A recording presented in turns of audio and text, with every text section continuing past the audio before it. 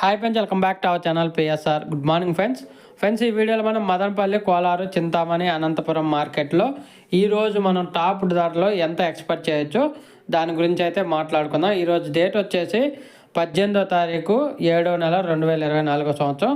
ఇంకా మదనపల్లి మార్కెట్ విషయానికి వస్తే మదనపల్లిలో వచ్చేసి 1500 రూపాయల నుంచి 1900 రూపాయల దాకా అయితే ఎక్స్పెక్ట్ చేయొచ్చు. 1500 రూపీస్ టు 1900 రూపీస్ దాకా అయితే ఎక్స్పెక్ట్ చేయొచ్చు 30 కేజీల బాక్సు.